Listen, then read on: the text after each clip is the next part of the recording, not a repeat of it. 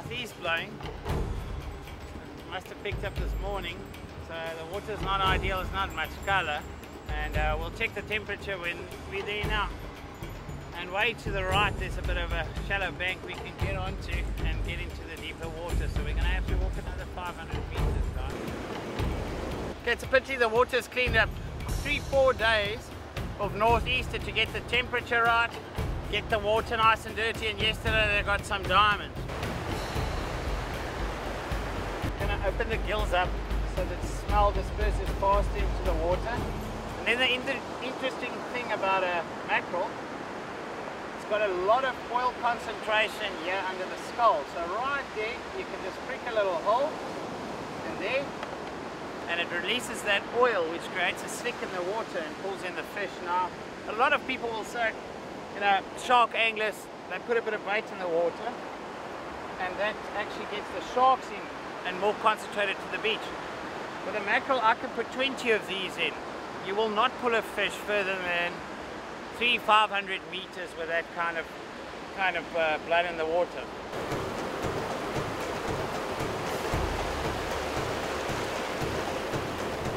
The fish comes now with a low tide, and the water starts pushing. They move back onto the bank. It's much safer. They feel safer coming back in now.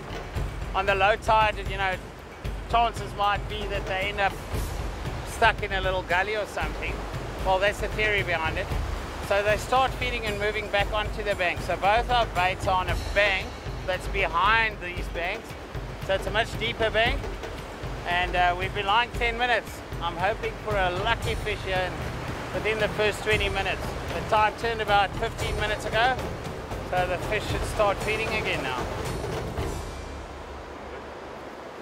We're going to run you through the tackle we use in ASFN. We're both using my old Saltigas, like I said last week. They've been through their paces for 4 or 5 years still. There's a bit of luck in my reels that I carry a bit of sentiment to. This is one of my old rod blanks. It doesn't cast as far as the Poseidon HMG heavy. And then we've got 0.55 Kingfisher giant abrasion, about 250 to 300 meter top shot with about 500 meters of 50 pounds on these reels whiplash that I've got on there. And then 200 pound steel on our traces, the slide traces. We use 9-ounce grapnel seekers, and we've got 10-0 Gamagachu 4 times stronger octopus hooks. Woohoo! Quick, quick.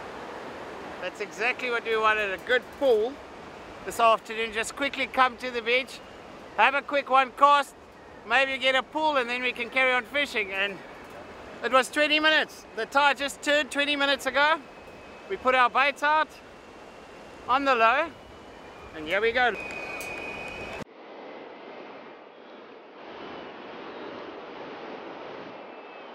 The rod's gonna go as well. This is my Saltiga. It's come with me for 4 or 5 years now. It's caught a lot of fish.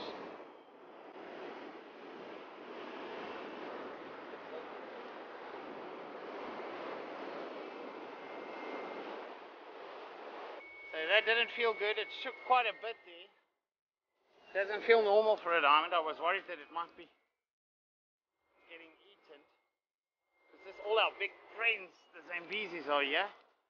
And they love moving in packs, those smaller Zambezi. And they attack. Oh, Carolien! Carolien! Oh, yes! Oh! Woo!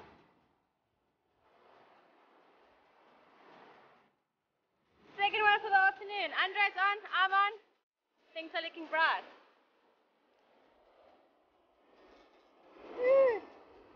Angry little lady, this one. Well, let's hope it's a lady. Just gonna keep the pressure on. Yeah, Carolien's solidly on as well.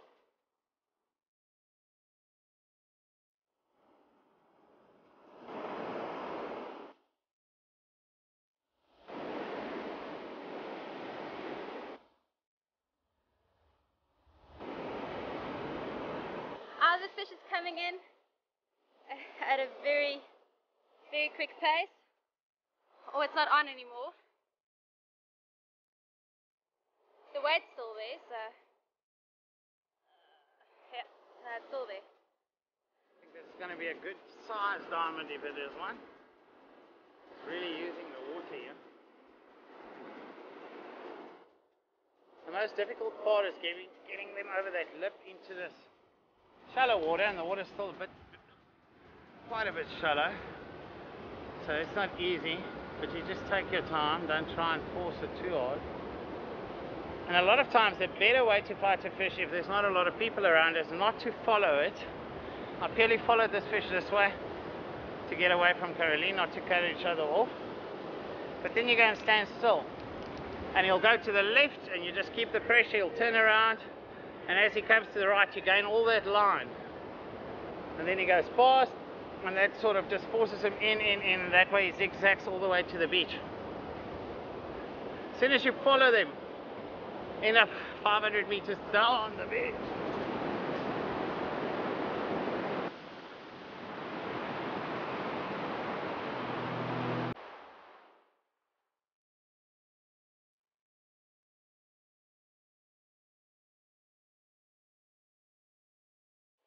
I don't know what it is, if it's a blackfin or a java. It's got an exceptional big dorsal fin.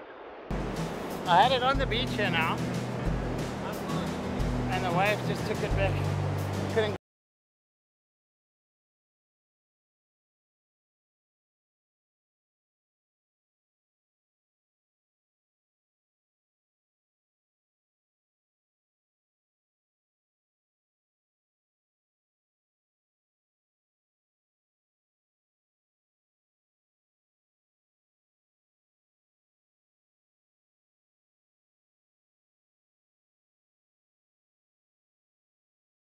This is as easy as the first time I've seen them with these lines, but I suspect, and normally the java's got a lot of slime, but when we got it out, it had a lot of slime on it.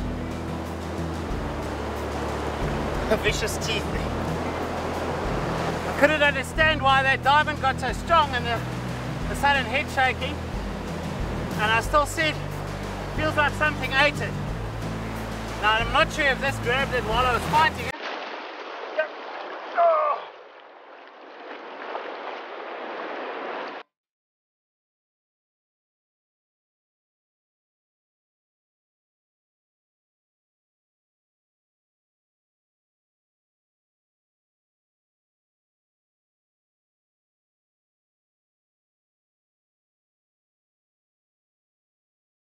One of the most clever fish to hook one of the flatfish. Check how it sucks to the sand so we can't pull it further.